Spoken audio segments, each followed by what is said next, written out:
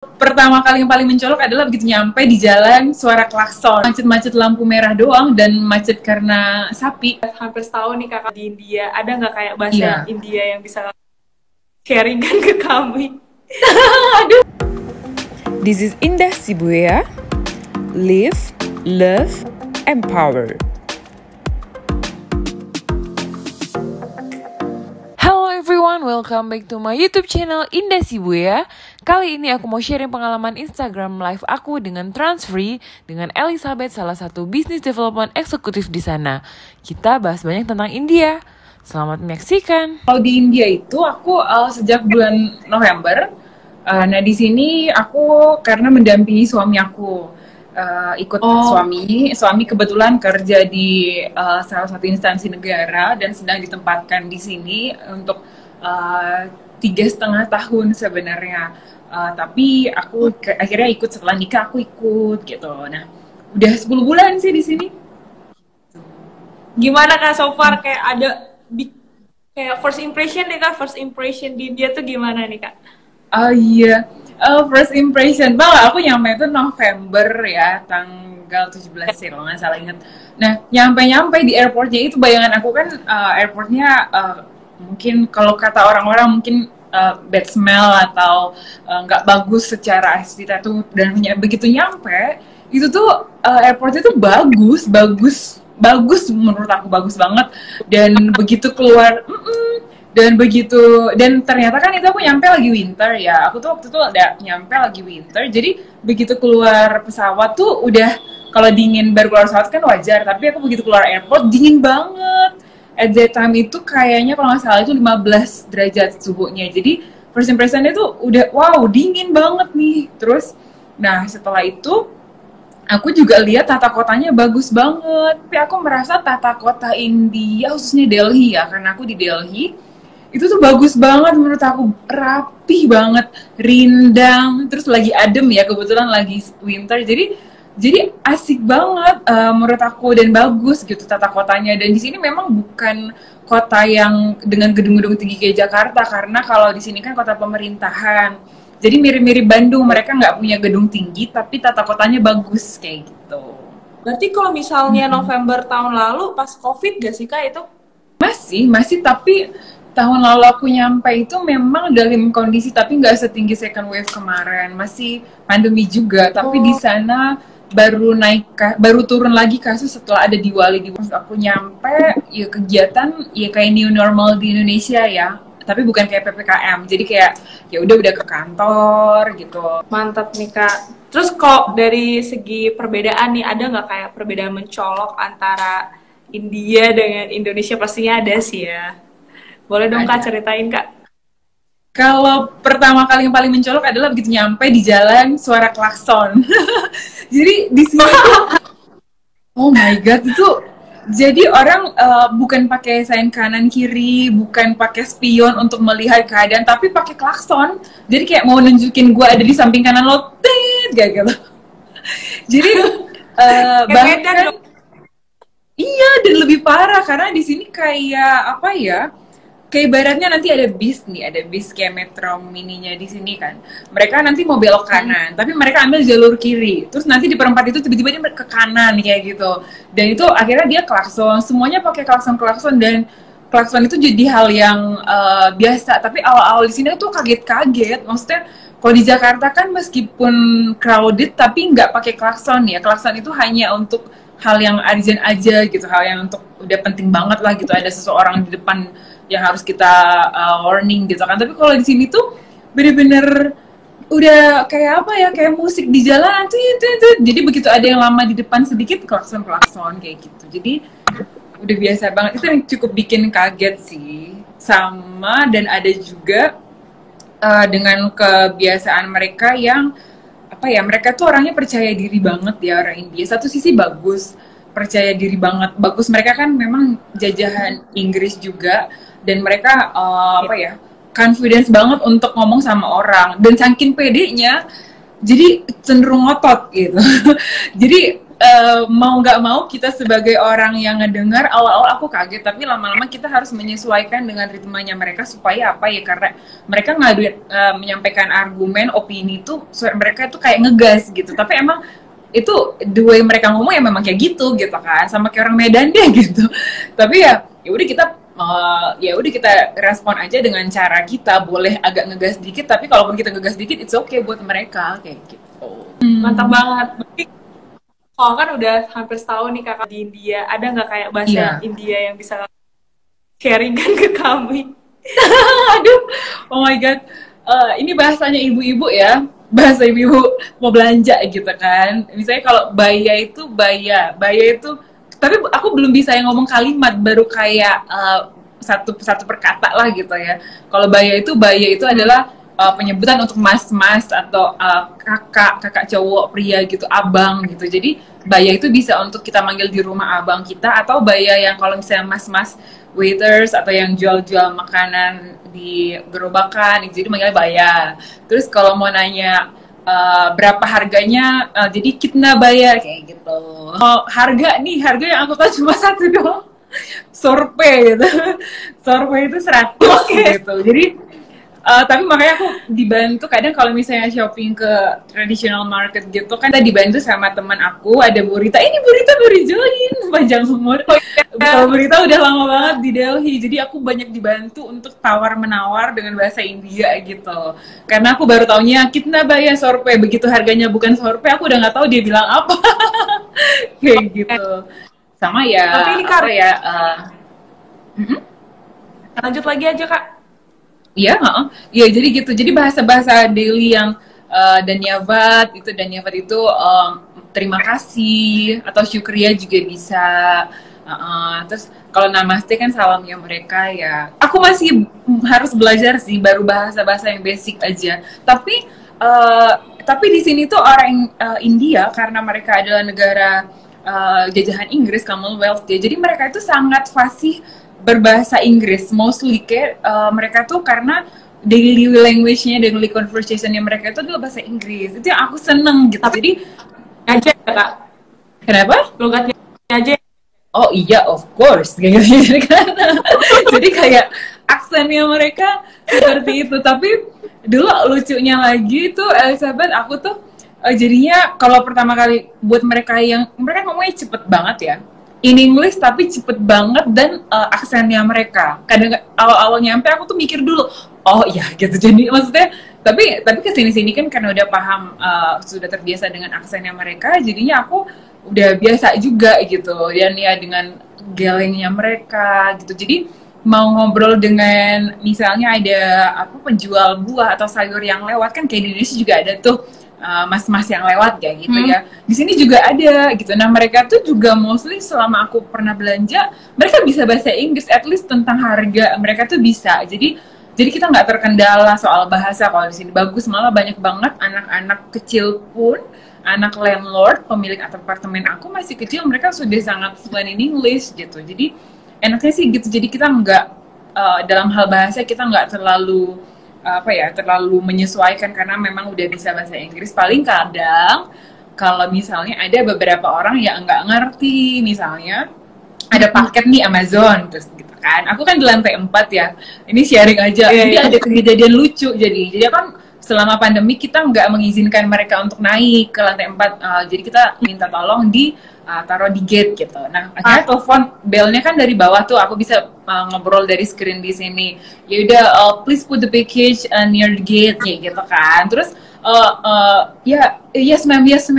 Terus karena alamatnya tetap yang lantai 4, udah yes ma'am, tiba-tiba dia ngebel depan rumah gitu kan. Jadi sebenarnya dia nggak ngerti. Jadi sering kejadian miss gitu. Gimana dong kak? Ya udah, mau nggak mau ya udah deh, dia naik din. Ya udah, aku nanti sanitasi liftnya lagi. Maksudnya nanti kalau pas aku mau turun, aku semprot lagi pencetan belnya. Maksudnya kan ini karena pandemi. Kalau normal situation kan pasti nggak masalah sih kalau dia naik kan, kayak gitu. Itu yang suka, karena memang ya nggak merata 100% juga sih memang. Cuma cukup besar lah persentase mereka yang bisa berbahasa Inggris, dan aku senang jadinya, nggak begitu effort untuk nggak begitu usaha untuk belajar bahasa sini, walaupun aku senang juga belajar bahasa sini kayak gitu, masih aku pelajari gitu. Oke. Mantap nih Kak, sebenarnya ini kan agak relate nih ke pertanyaan teman-teman yang udah pada ngechat di comment section. Ada yang kayak nanya tentang culture shock. Tadi ada Christine. Terus berhubungan nih tadi kan Kakak ceritain tentang makanan kulinernya enak gak, kayak di YouTube kan rame banget tuh yang kayak tau kan Kak, maksud aku yang makanan yang porsi besar dan kayak langsung dimasukin gitu, itu sebenarnya enak gak Kak? Terus ada juga yang nanya kayak jajanan pinggir jalan enak gak gitu.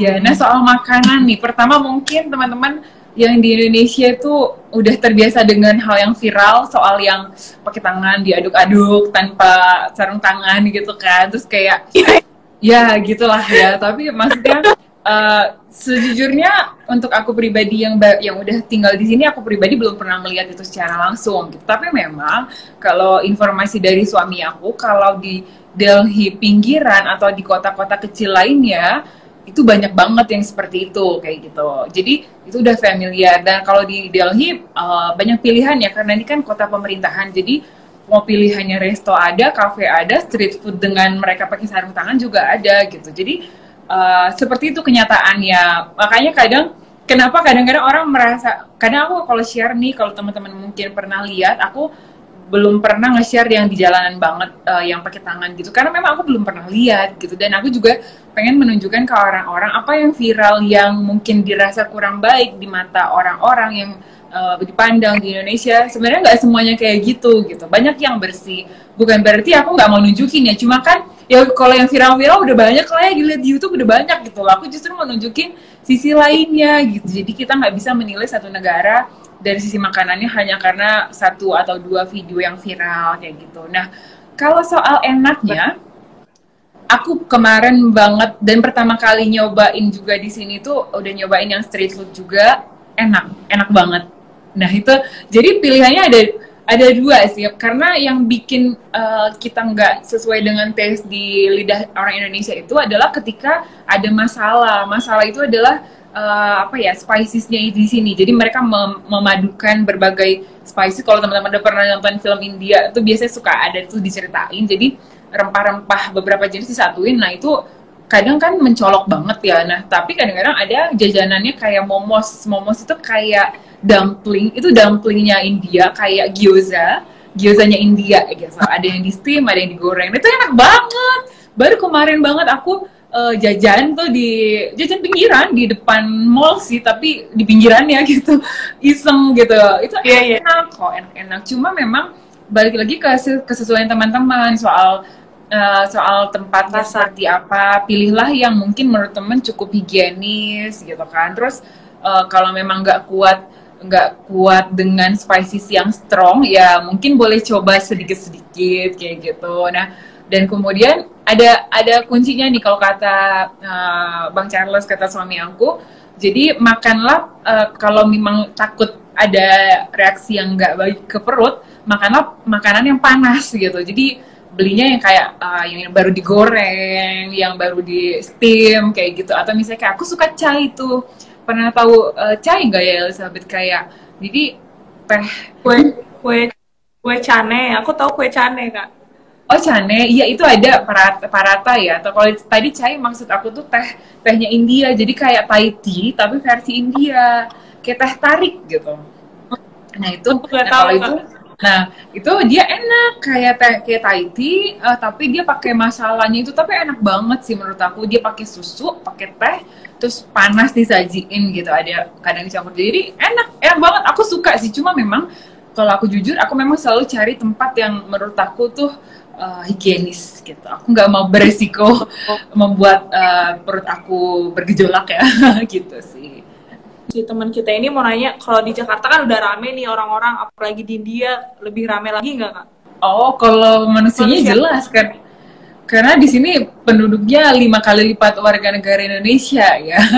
jadi jelas lebih rame dari sisi jumlah populasi. Cuma kalau dikategorikan misalnya kepadatan kegiatan, kepadatan orang-orang, mobilitas orang-orang dibanding Jakarta, lebih padat Jakarta, karena kan Jakarta itu kota bisnis. Sementara kalau New Delhi itu adalah kota pemerintahan. Kalau luasnya sih luas ya, cuma kalau ramenya nggak sepadat Jakarta. Kalau Jakarta itu kan sangat padat dengan kendaraan ya. Kalau di sini macet-macetnya Benar-benar. standar sih, macet-macet lampu merah doang dan macet karena sapi.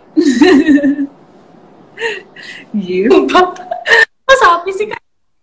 Iya, jadi Pokoknya gini, sapi ini yang lewat termasuk. di jalan. Iya, iya. Jadi kalau mungkin teman-teman sebagian udah pada tahu ya. Jadi sapi itu adalah salah satu binatang yang dianggap sakral oleh umat Hindu. Di sini kan mayoritas Hindu ya. Jadi mereka tuh nggak akan Iya. pernah menyembelih sapi. Aku jadi nggak pernah makan steak sapi di sini. Nggak pernah. Sama kayak orang sama kayak di Bali sebenarnya. Cuma kan Bali karena udah nggak maksudnya itu bagian dari negara Indonesia, apapun ada di sana, tapi kan kalau sini mayoritas, jadi sangat sangat sakral gitu, nggak boleh disembelih. Jadi kita nggak pernah beli daging sapi di sini, nggak pernah ada disajiin pilihan sapi di setiap restoran kayak gitu. Jadi sapi itu banyak, tetap banyak, tapi yang diambil oleh mereka adalah produksi susunya. Nah, uniknya sapi ini ada yang sapi di peternakan, ada sapi yang memang dibiarkan liar gitu. Jadi nggak heran kalau tiba-tiba di jalan raya ada sapi kayak gitu. Ada tiba-tiba sapi yang bikin macet dan kita nggak boleh ngusir Elizabeth. Jadi ya dibiarin aja dia sampai lewat kayak gitu. Karena kalau kita ganggu, kita usir atau bahkan kita pukul, kita lukai, itu termasuk kategori tindakan kriminal di sini kayak gitu. Oh iya, moderatornya nge-lag. Oke, tapi aku masih bisa kedengeran dengan jelas ya. Oh my god, oke. Ya, aku sambil lanjutin, sambil request juga ke Elizabeth. Jadi tadi melanjutkan yang tadi. Thank you banget semua yang udah join. Melanjutkan tadi. Jadi apa ya, soal sapi itu jadi nggak heran kalau tiba-tiba misalnya ada sapi di tengah jalan kayak gitu. Jadi sering lihat sapi, jadi aku belum bikin konten khusus itu sih, tapi memang sering banget lihat sapi. Bahkan pernah tuh kita lewat, ada sapi di jalan, terus kita kan akhirnya diem. Jadi benar-benar nungguin dia sampai dia lewat, terus orang di belakang klakson kita.